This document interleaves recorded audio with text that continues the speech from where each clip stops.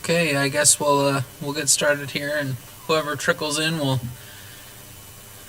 catch the end of this here. So I'm Corey. I work with the Utah Department of Agriculture. I work with Anthony Richard, the one that helped put this all on. So if you have any questions afterwards, please feel free to reach out. We've got Jared Sorensen here to talk about proven principles to improve soil health. And I'll just kind of turn the time over to him, let him introduce himself and his topic, and then we'll just get started. Okay, thank you very much.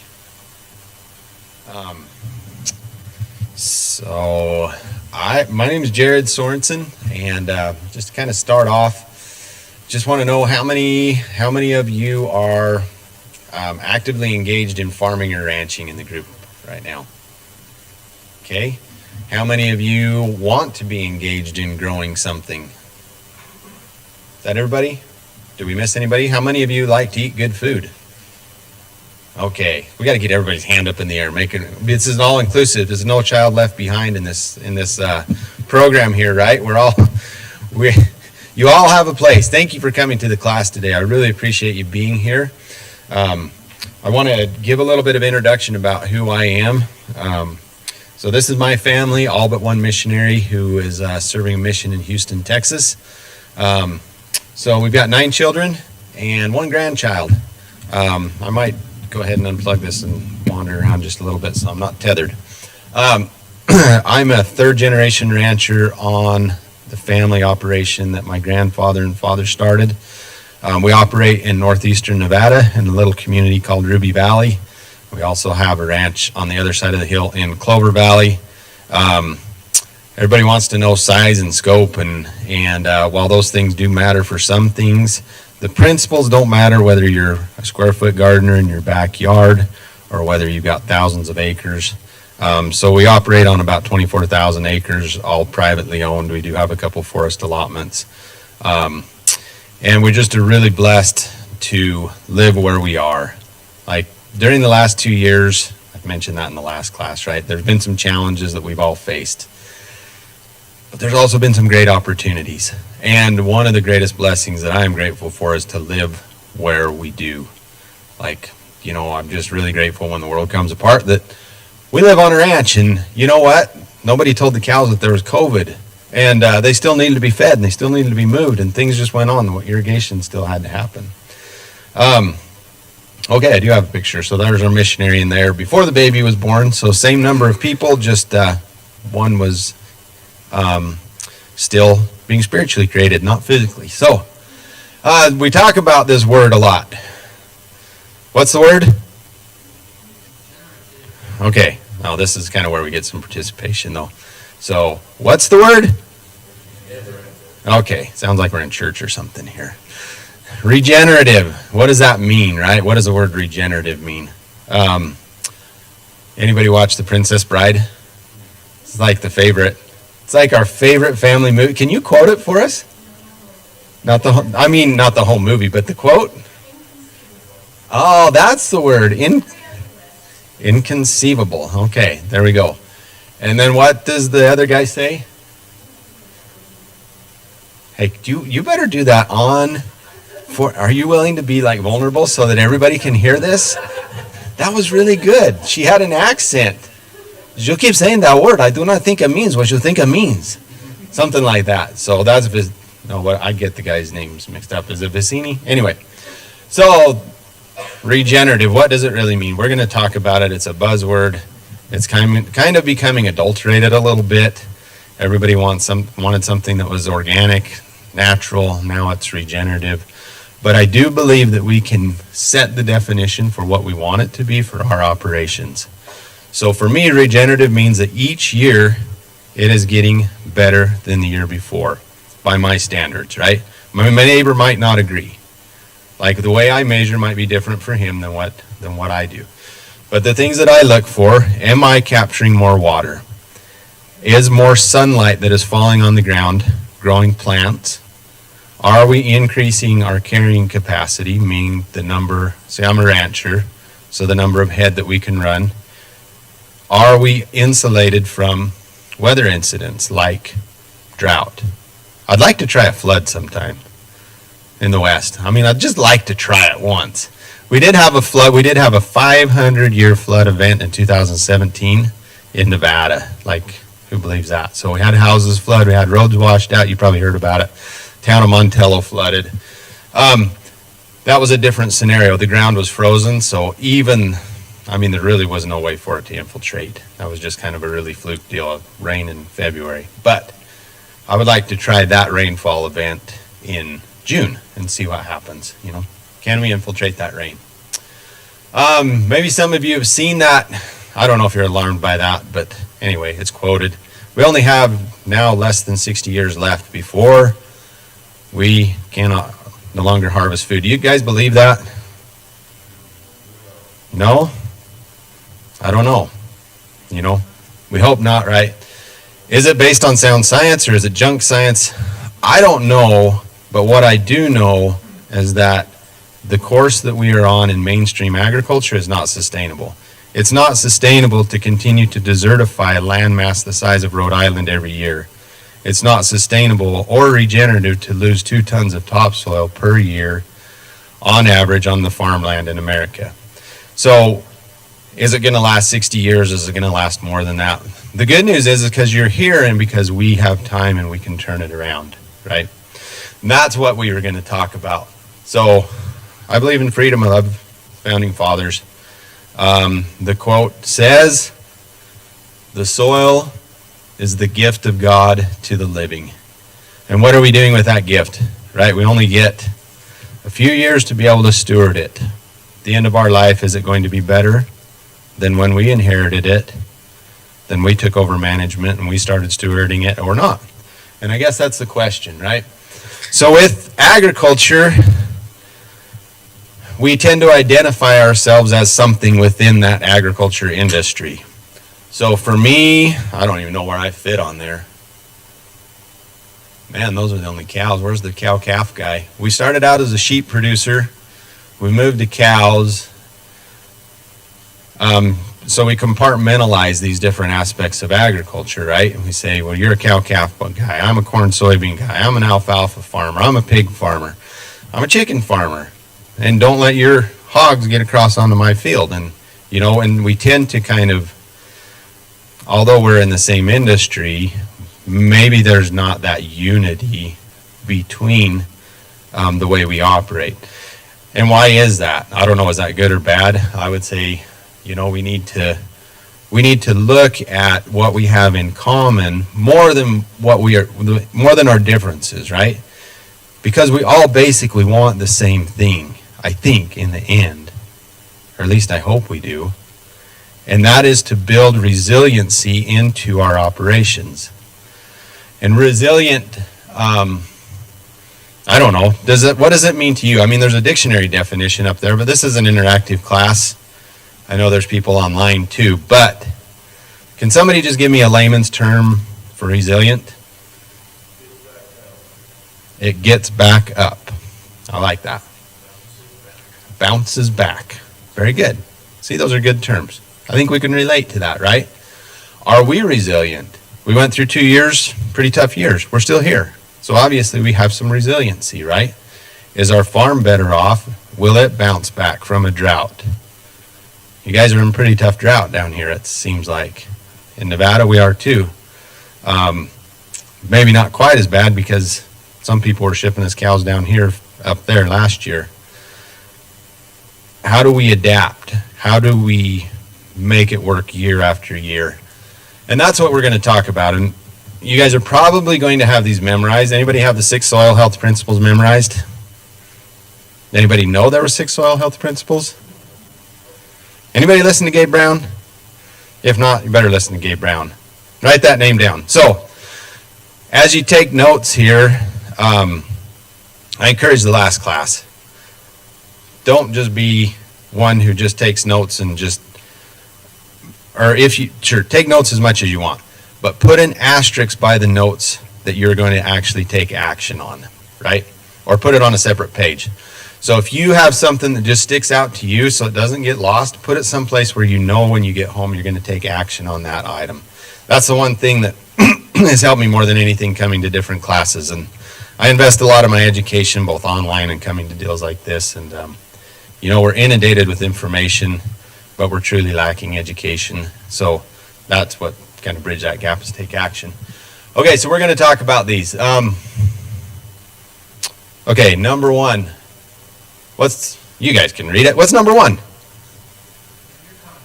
Know your context. Thank you, facilitator.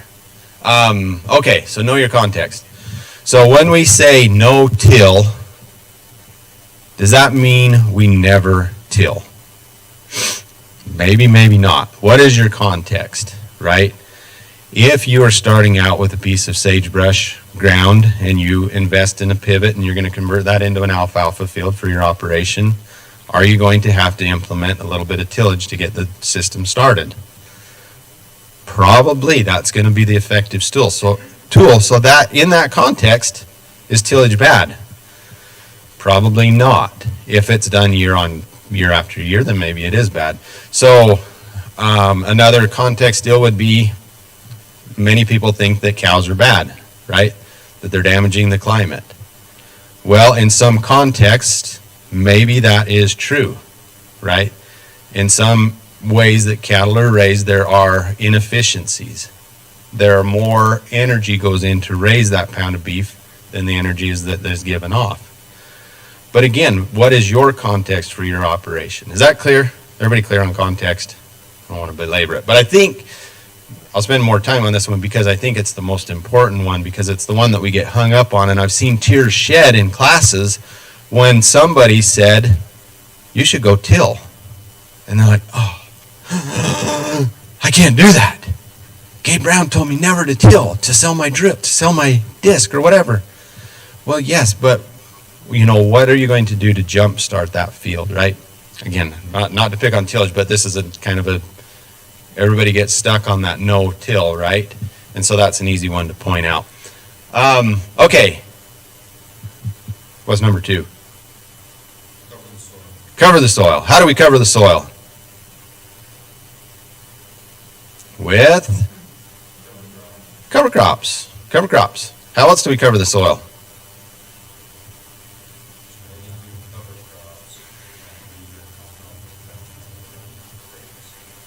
How do you do cover crops? Major alfalfa when you're running?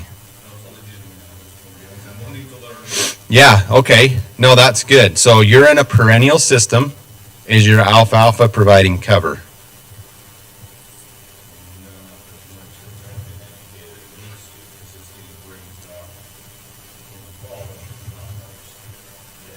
Okay. So it's getting...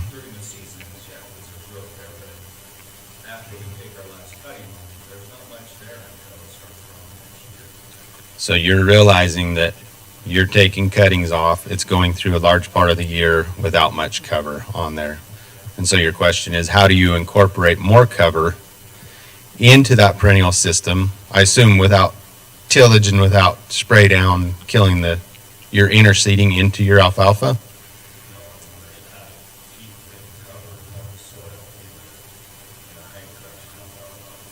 Okay, how to keep the cover. So what was Jimmy Evans' answer to that this morning? Do you guys remember? Don't take it all off. So that's hard, right? When those dollars that are out there those directly affect our profitability for that year.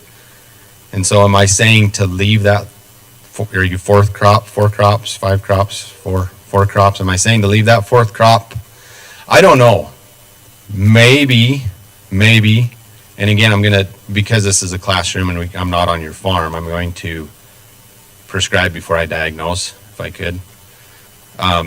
Maybe you could go in and plant a warm season annual, and you'd come in and graze that. I don't know if you're a cow guy. I don't know if you can do cows. I don't know if that makes sense to do cows, but there's going to be a lot of things that you're going to say, well, that won't work, and that's true. But look at the principle, and the principle is the cover. How we practice that is going to look different for me than you. For me, it would be, I'd plant maybe some sorghum, Sudan, or grazing corn after the third crop, let it grow up and graze it off. But I'm a cow guy, and I've got fences, and I want to put weight on cows. For you, that might be different, right? How do we do that? So keep that question in mind with the application of, in the open mind of like, what is that? What is that alternative that I haven't thought of? Because I get it. Because we've got bank payments to make, and we've got kids to feed, and we've got, we need that crop. But yet we also need to balance that with the wealth that we're creating in the soil, which is hard. You can't sell that to your banker. You can't put it on your balance sheet, right?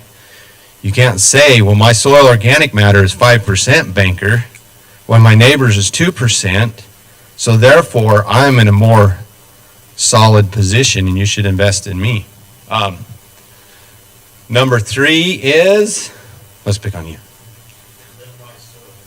Okay, minimize soil disturbance. What disturbs the soil? Tilling. What else disturbs the soil? Chemicals. What else disturbs the soil? Livestock. The livestock are good, right? We have to integrate livestock. That's number weight. But it depends on how they're used, right? The context. They can overgraze. Okay, so there can be a lot of things. Driving on it can disturb it. Weather can disturb it. Drought can disturb it. Floods. Let's go over here, ma'am. Number 4. Increase diversity. Okay, does that make sense to everybody? Monocultures do not exist in nature unless it's been disturbed. A flood, a fire, volcanic action, and then you'll get maybe a monocrop of annuals or weeds that come in as nature's first responders. But given time, over time, nature is always moving through succession. It's always getting more complex. We want simplicity. Nature can deal with complexity because it doesn't measure in a bank payment that needs to be made this year. It measures over millennia. And we look at a day, a month, a week, and a year, and we feel that pressure, and so we demand that things perform for us when nature doesn't have that timeline. God doesn't have that timeline. Okay, and where are we at? Number 5. Okay, maintain those living roots in the soil, plants year-round, right?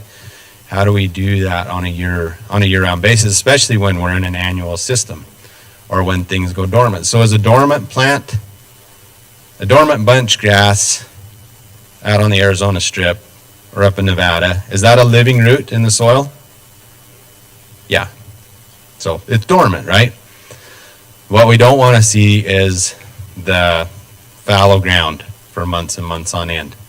It's wasteful, it's not resourceful, and we're finding out that you're not only not capturing sunlight, you're actually losing a lot of nutrients during that fallow season. Okay, and number 6, this is my favorite one. Mr. Atkins, what's that one? Integrate livestock. Okay, so that again, what is your context? I get it, if it's impractical and you can't do it. But remember, it's not just the livestock that's above ground that we're talking about. It's the livestock that lives below the ground that is really the herd that we should be managing, that we should be focusing on. Because that's the herd that if we take care of it, it will take care of everything above ground. Okay, so those are the 6 soil health principles.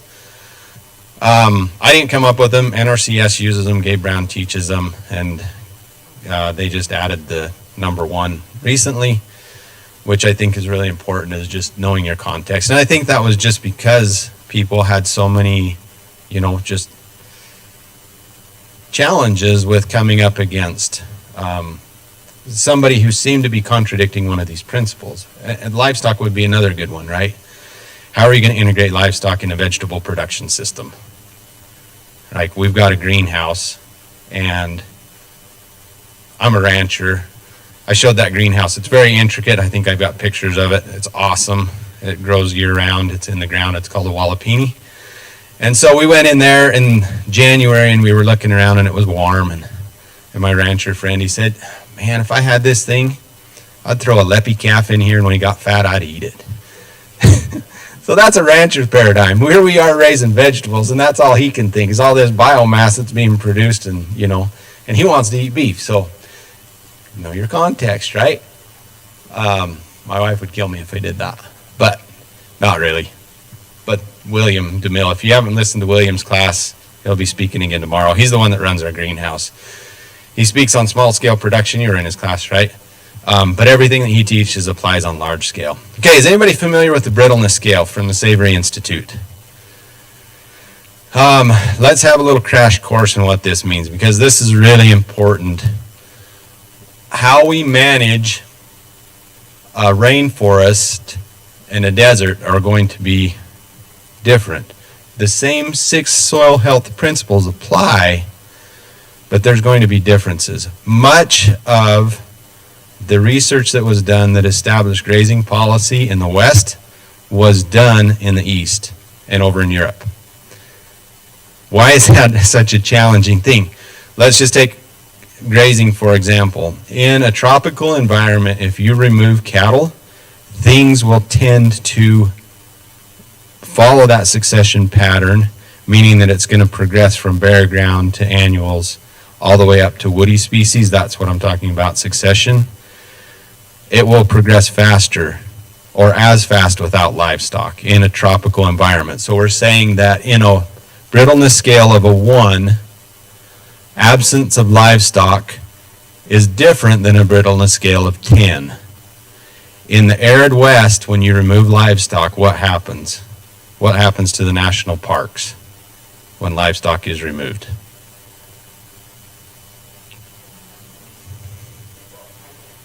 Fall apart, nothing. It's called desertification, and that is because they've removed a tool which will cycle those nutrients through the cow's rumen, and you're creating a compost that comes out the back end, right? They say cows are extremely inefficient. They are, compared to a pig, at converting calories to meat.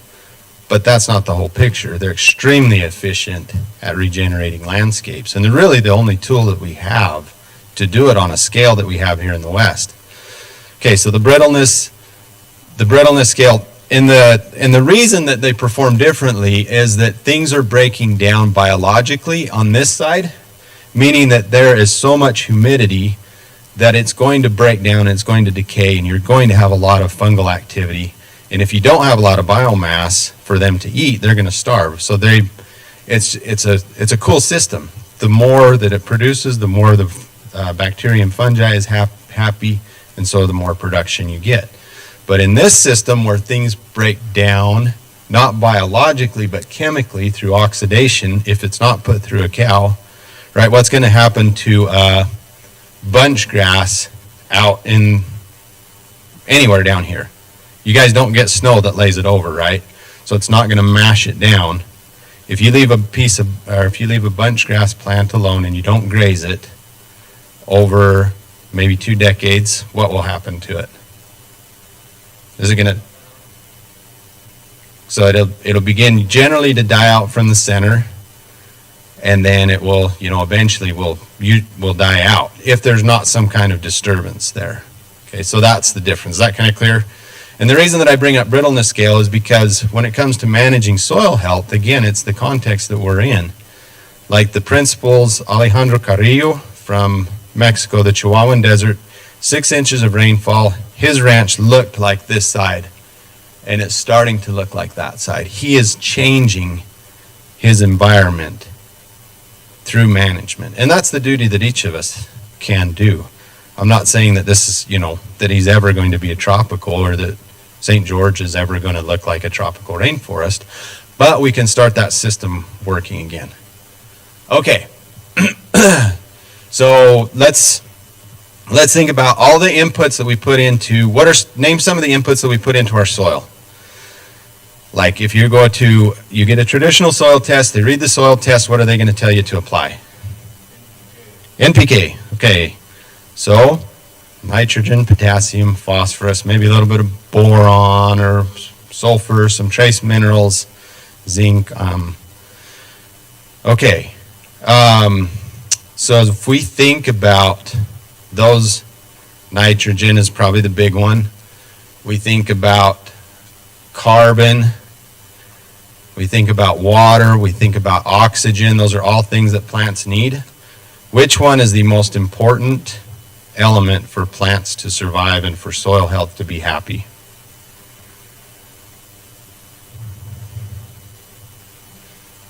Water? Anybody else dare to guess? Oxygen's pretty important. Water's more important. How many think water's the most, or let's look at it this way. We're in a drought. Water or air is more important. How many are on the side of water? How many are on the side of air? Air to make room for the water. Okay.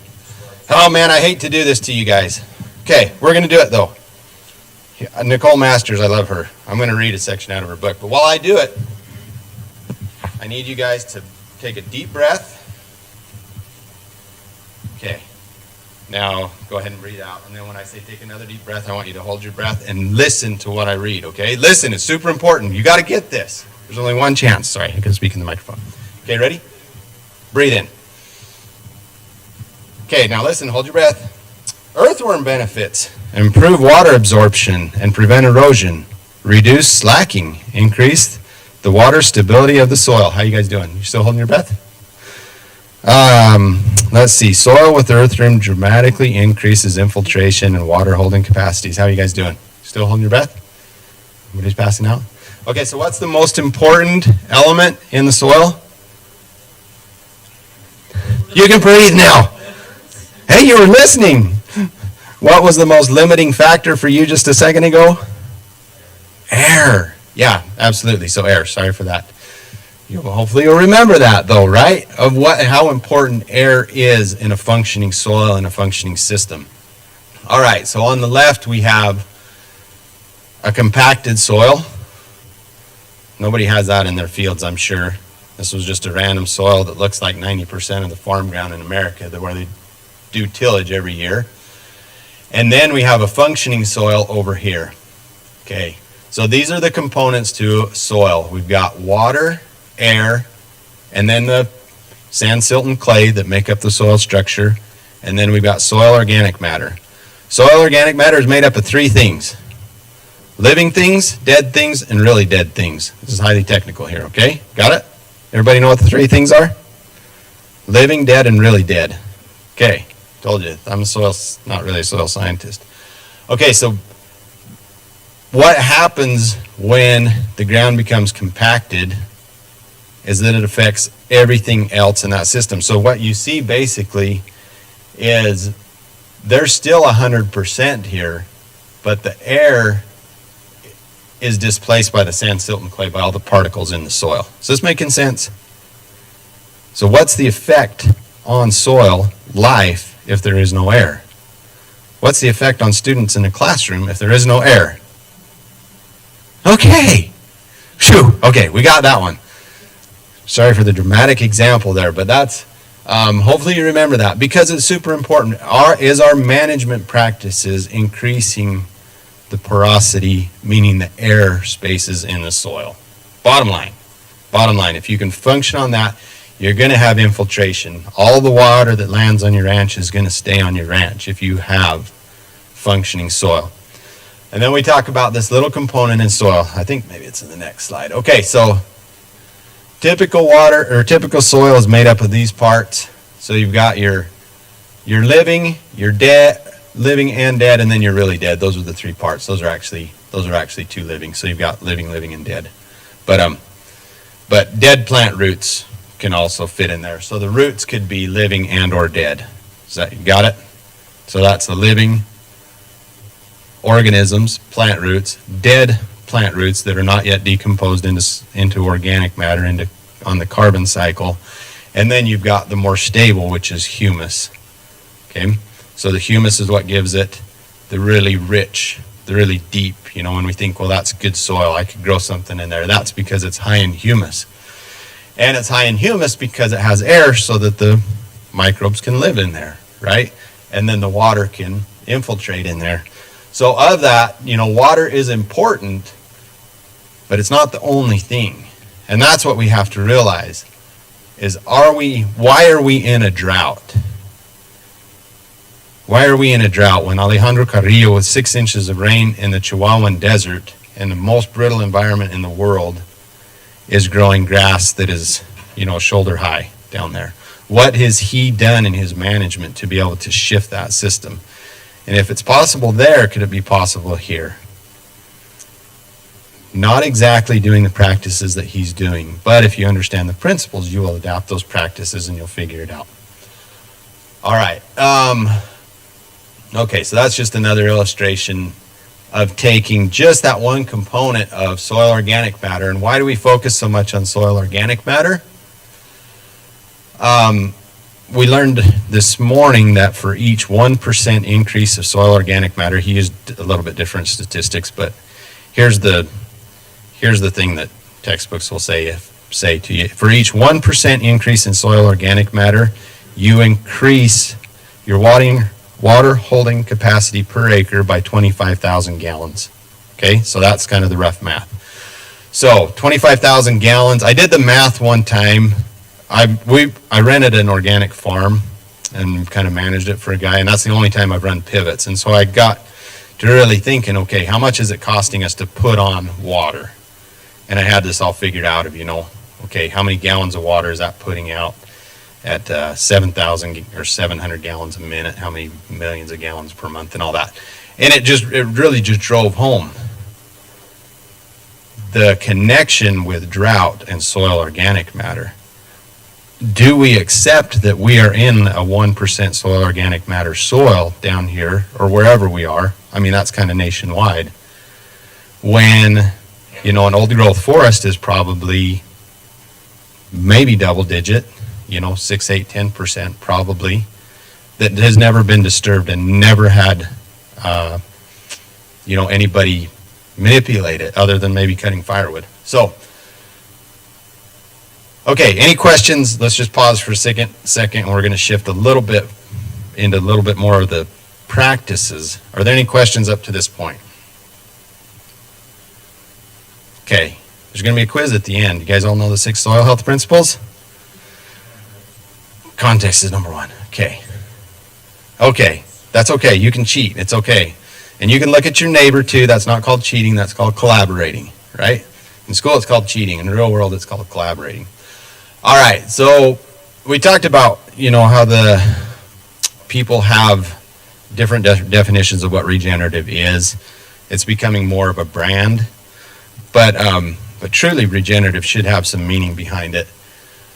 If we look at a natural system versus a disturbed system, what are the differences? So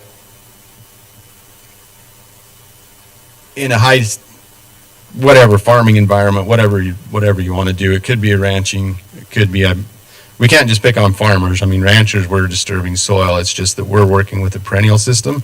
So it's a little more resilient and it's a little more forgiving.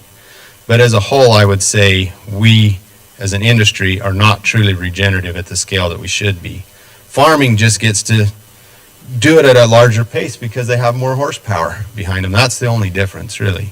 Like both of us, we all need to learn and adapt and change. Okay, so we'll just pick on farming because that's easier to measure. So we're competing with nature versus partnering with nature. We're disturbing soil versus protecting soil, monoculture versus diversity, reductionist versus holistic. That's pretty straightforward, right? So we're going to look at these different cycles within an ecosystem. So I'm working with the Savory Institute right now.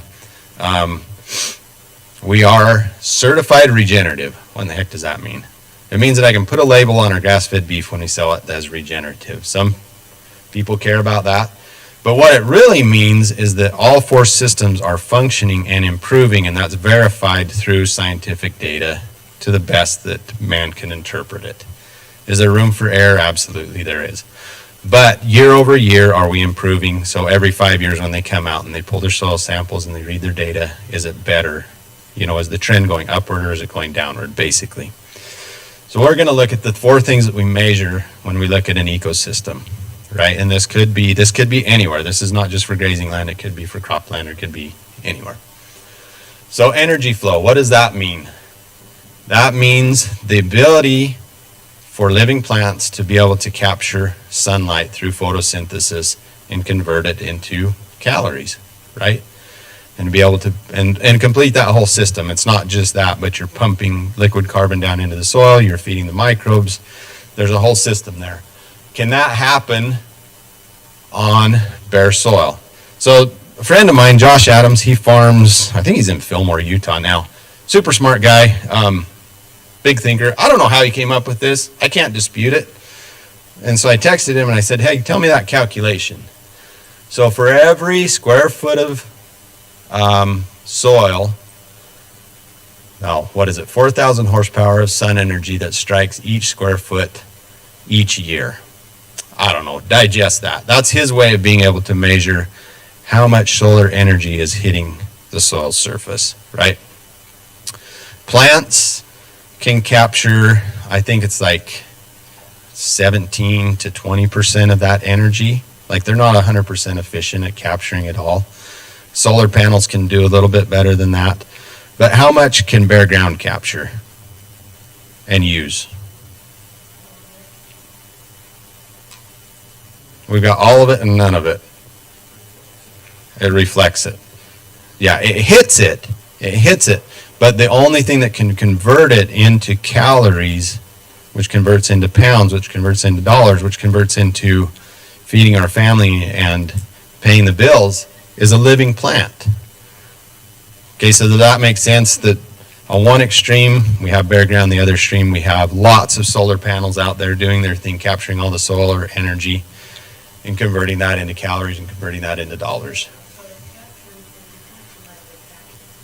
It captures the heat. Yes, it does capture the heat, but what does that heat do? Is it beneficial or detrimental on bare soil? Exactly, so it kills the bacteria. So we're actually, that big source of energy that's giving us 4,000, whatever the number was, of horsepower per year is doing harm, right? Instead of doing good when we summer fallow, winter fallow, graze things to the dirt, whatever it is that we're causing, whatever practice we use to cause bare soil, it's no longer effective. It's no longer working for us. So basically this is just a diagram of energy flow, and I don't know of a simpler way to be able to explain it. You guys just kind of look at that for a minute and put it into your language of what that means. Of the 4 ecosystem processes, they're all important, but you know what? If the sun quits shining, everything's off, right? So I kind of put it first. I mean, we can live without water for a long time. The minerals might not be cycling. There might not be diversity in things, the community dynamics. But so the sunlight is absolutely, critical. We're all here because there is sunlight and because something photosynthesized and converted that into calories. Even the minerals that are deep in the earth, it all started with sunlight. And so that is the most renewable source that we have. And I'm not talking about renewable meaning solar. I'm talking about renewable meaning photosynthesis. Okay? All right. Hopefully this is clicking. I mean, kind of. So again, that's not capturing, that's not converting on the one side, out in the weeds and in the trees it is. All right. A little bit about grazing and animals. This is a picture of our ranch. This is a picture of grazing kind of at the peak of the season. I'm a little bit behind the curve. If you noticed, things have gone to seed. Ideally, I would have been grazing that a week earlier, but you can't get across your whole ranch in one day, and so things are going to get ahead of you. So this is the field that I came out of.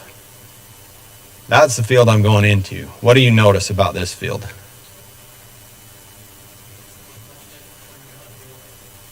Okay, so they've been in there for a short duration, doesn't look much difference. How many solar panels are those plants still have? Little or a lot? A lot. Okay, so kind of in the growing season, our grazing is a third, a third, a third. We graze a third that goes into growing pounds of beef. We trample a third to feed the microbes. We leave a third to capture solar. Okay, it's a rule of the thirds. I thought I came up with that until somebody else said that. I don't know if they stole it from me, but some people say take half, leave half. But a lot of times that take half, leave half is in a low stock density and you're not trampling. The only way you can get trampling is a higher stock density. And that's super important to lay that on the ground so that it can feed the biology, right? Okay, great. We're going to talk more about this specifically tomorrow and how the cow is the best tool we can use to regenerate soil. Water cycle. We talked about that a lot with Jimmy this morning, and I really appreciate it. I learned a lot from what he was explaining about, and kind of that whole idea of how the plant uses water and why you would terminate a plant at a certain time if your water is scarce. And I still don't understand it, but I've got the question, and so I'm going to study on it when I get home, because that was just a new concept to me.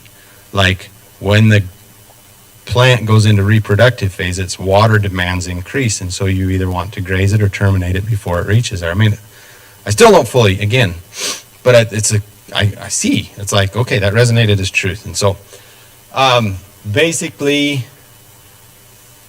how to simply explain the water cycle. So I teach, we homeschool our 9 kids. The other day, I had a crash course in ranching profitability with the teenage kids. I learned so much from those kids, because it's like they get it, but you can't use complex terms. You have to explain it simple. And that's how I learned too. So the only thing I don't like about Alan Savory's book is that you have to have a PhD to be able to read it. His TED Talk is super understandable, but his book, man, if you have insomnia, read his book, because it's tough to get through. The science is there, and it's sound, and it's good. So let me simply explain the water cycle. The water cycle is the soil's ability to be able to infiltrate water, right? And if it is cycling, you are going to be infiltrating that water, and you're going to be feeding the aquifer down below. If it's not functioning, it's going to have runoff. So super simple, right? We've got here, there's not much vegetation. There's going to be a lot of water that's going to run off, and it's going to release back into the atmosphere through evaporation. Over here, vegetation, living roots in the soil, different sizes, shapes, and lengths of roots, and so that is feeding the aquifer, and that's basically what you want to do with a proper functioning water cycle. You can measure that with infiltration tests. Again, we did that with the Savory Institute. It's super insightful to see how one site will infiltrate in seconds, and the other site like a half an hour to infiltrate the equivalent of an inch of rain. And so there's a whole simple deal, 6-inch pipe pounded in the ground a couple inches, and then you put in the equivalent of an inch of water, which is, Ray Archuleta taught me this. So you take the cap off when this is full, you drink that much, and you dump the rest in to a 6-inch pipe. That's an inch of water. Okay? Super simple, right? How are we doing on time? How much time do we have?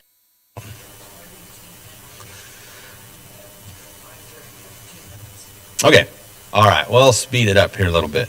We got to get through these other water cycles. So I was driving across from my home to Pocatello, Idaho, and this is the year of 2017, the 500-year flood.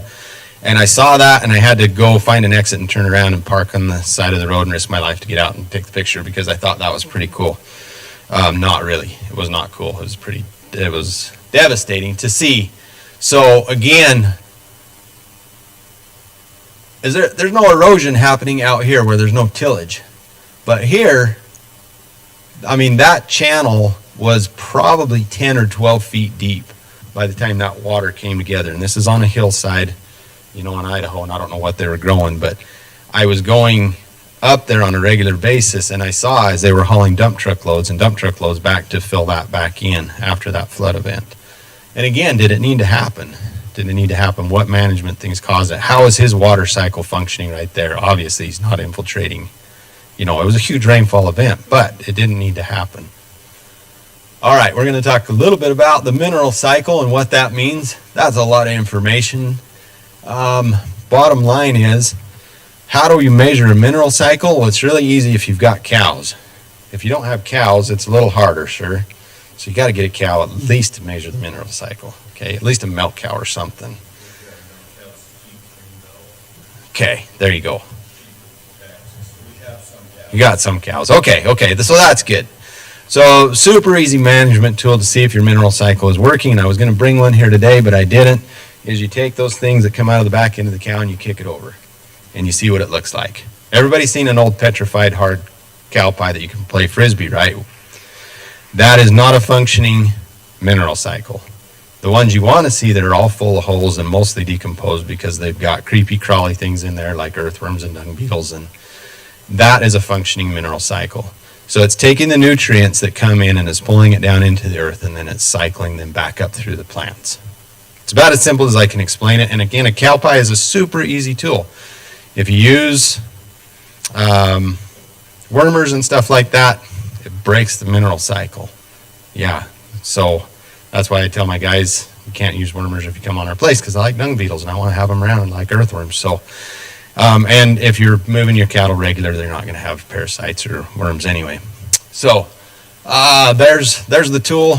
You can just imagine how that smells when you pick it up. And I really play a lot in the manure because it tells you a lot about what's going on in the soil. Okay, community dynamics. This basically is a measurement of diversity. Diversity, diversity, diversity. You know, if we can drive two things into your mind, it would be air and it would be diversity. You can't have one without the other. They go together. You have to have diversity above ground, diversity below ground, diversity in your crops, diversity in the cover crops that you plant. Nature abhors a monoculture and it will fight against it. How do we do that in an alfalfa farm when that's our crop, right? I don't know. I don't know other than we try to do the best that we can, and we incorporate as much diversity as we can. So this is the soil food web, Elaine Ingham. You can kind of digest what that means to you. You've got the things below ground that you can't see, which, you know, all of those are important. All of those are essential. The biggest limiting one in most farm ground, and even in our ground where we don't farm it, is fungus. Most farm ground soil is highly bacterial. That's why you've got to fight with weeds. If you have fungus, you won't get weeds. How do you get fungus? Again, go to William's class. He's the soil guru when it comes to that. You can inoculate the soil with compost teas. You're wanting to speed up that succession or that transition from a bacterial dominant soil, early succession, you know, nature's first responder with weeds and annuals and things, to a more woody species. So like this. So we looked at 30 different sites on 3 properties with Savory that we manage. And this site scored the highest of all on these measurements of looking at community dynamics, water cycle, mineral cycle, and energy flow. Why do you think that one scored the highest when, and by some measures, it's not the most productive because we just have hay fields. I can't compete with you on alfalfa production. We think we're doing really good if we get like 2 or 3 ton per acre off of one crop off of a hay field. So why would this one score better than our 3 ton per acre hay field? Diversity, you got it. Okay, diversity. Yep. So we've got, and this, somebody asked me earlier if this has ever been manipulated. And granted, I mean, if you look the other direction, you're going to see sagebrush, right? It's not like we've got acres and acres of this in this area. This is a riparian area along a stream. And so it's got water, but I don't irrigate it. It's just naturally floods out in there. But we've got a lot of diversity, and we've got an amazing amount of production. My goal is to have more of the ranch look like this, right? Pretty simple. How do we get there? That's the complexity. I don't know. You're not going to do it in a day. So that might be the contrast. You know, that's super productive. That's our milk cow pasture behind the field. And there's some diversity there. There's apple trees and things like that. And there's a kid in there. So there's some diversity and a milk cow in the background. So it's not like it's a monoculture, but compared to that, there's just not the, you know, it's just not going to, those systems are not functioning at the same level. Okay. Tools to be able to increase mineral cycle, water cycle, energy flow, community dynamics, multi-species grazing. Again, if you're just using a cow, maybe you're missing out on other opportunities. It's not like we're large-scale chicken producers, but they do cool things for the ground. We do apply compost tea. It's a way to be able to inoculate and get the fungus out there and speed up the system. And we have a lot of human involvement because that's fun. We flood irrigate our fields. That is good because it increases production, but it also causes compaction, right? I've got a son that builds, he's building house pads here in St. George. And to be able to compact his soil to meet his compaction test, he has to water it. So we're watering our soil, we're causing compaction, but we're mitigating that through management. And just, we choose to use livestock. We choose to do it in the lifestyle that we enjoy. We want it to be enjoyable because we want the next generation to want to come back. We want, it's not regenerative if my generation dies and nobody wants it to come back. So to be regenerative, it's more than about taking care of the soil. It's about taking care of the people as well. That was just a little experiment with the cover crop on that organic farm with multi-species. If you knew how much I'd failed at cover crops, you'd probably completely discredit me for standing in front of you. But I did get it to work one year, and I believe in it. I have not gotten it to work in a perennial system in our low productive fields where I think that it can. And I think I'm learning why. It's because they're bacterial dominant soils and, things are just not germinating. So that's our old rescued spray rig that I used to spray compost tea. I do have a no-till drill. And that is the result. That is the result. That is not every square foot on our ranch. That's against an irrigation ditch. But my boy and I were out irrigating, and I took up a shovel full of dirt. And when I found that, it brought me to tears. Because for 3 years, I just went on faith that this was working. And then at that time, I can't see the microarthropods or the nematodes or the bacteria or the fungi, but I can see earthworms. And I tell you, that was one of the most rewarding experiences I've had managing soil health was that day when I saw that. Because it was like the life was saying, thank you, thank you. You may not have it all figured out, but we'll forgive you. We'll forgive you, and we'll come back if you just keep trying. We do biodynamics. That's the woo-woo voodoo stuff. That's pretty fun. It's like homeopathy on a large scale, and we're seeing some results from that also. And that's our greenhouse. Super cool. That's the inside of it. We grow food year-round. William talks more about that in his class, but again, context. We realized that we had a hole in our production system to feed our family. And so we decided to do something to change that. That's called the Greenhouse Mahal. I don't know. It's super awesome. It's like 30 feet wide by 128 feet long. We don't heat it. This is in the summer, but there's still green growing plants year round. Every year in a 90-day growing season environment, we're harvesting out of that. And that just started with a dream. It just started with a desire. And so whatever you dream, you can create it. If you have the persistence. I didn't know how it was going to happen, but 2 years ago that was just a horse pasture behind our bunkhouse, and now it's this. Leave with this. So we do teach Savory classes on site. We've got a series of 4 classes this year, plus we've got some internships, and William's teaching some classes, the one guy that manages the greenhouse. So that this is my first attempt at building a website. It's ClickFunnels. I was pretty proud of myself. At least I did it. The links I think work. Don't cuss me if they don't. Just call me and tell me if you want to sign up for a class. It should be linked. The 3-day classes are $750. There's a 2-day class. The land planning is a 2-day, and that's $500. And then if you get the bundle, there's a significant savings if you click on the bundle. And so we would love to be able to help you on your educational journey to be able to answer those questions of taking the principles, putting them into practices to not only create profit. It's got to create profit. There has to be an economic engine that drives this machine, right? It does have to be profitable, but it also needs to be fun. It needs to be enjoyable. It needs to be something that, again, our kids want to come back to, right? If it's not, then it's really not regenerative. So that is the website to sign up. If you forget the ranch part on the end of it, it will go to my book page, which I did write a book, and I do have a few copies of them if anybody's interested. It's a fictional book, but it was a labor of love that I felt called to do and wasn't able to do it until my mother, who was an author, passed away, and then she I think she was the one that haunted me and helped me to get it done. And so it's a fictional journey about true things that have happened on our ranch, including, just many things, life lessons and things. So that is available.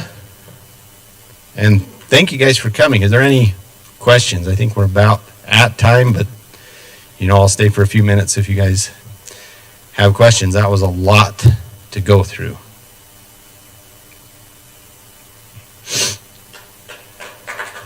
Thank you. So I'll ask, for anybody who wants to stay, I'll ask a question of you, and vulnerable. So not just from this class, but from what you've gained here today so far, the end of the day, what is one thing that you can take home and apply that you've learned?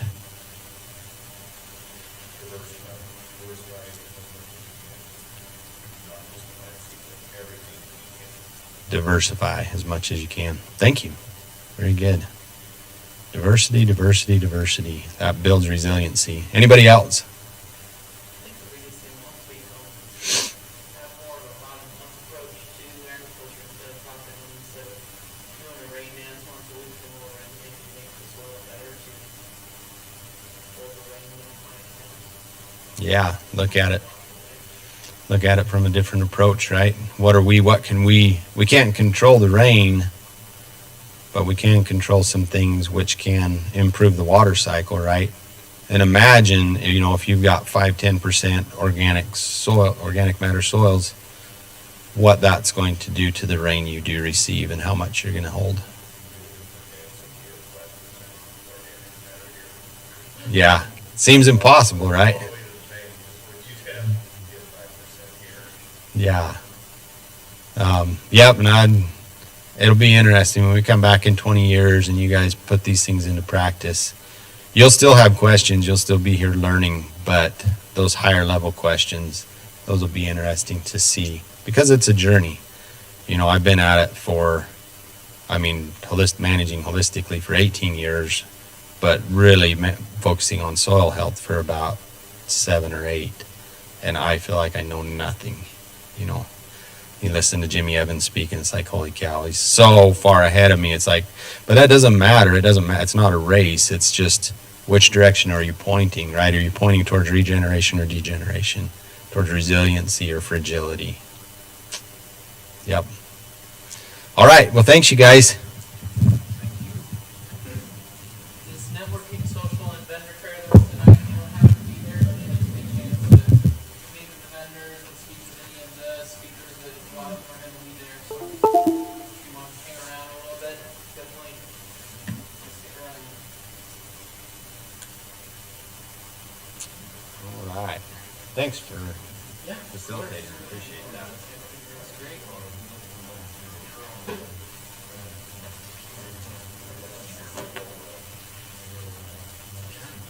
Check out your book real quick. Yeah, of course. You want a book? I'll send you a book. I'll give you a book.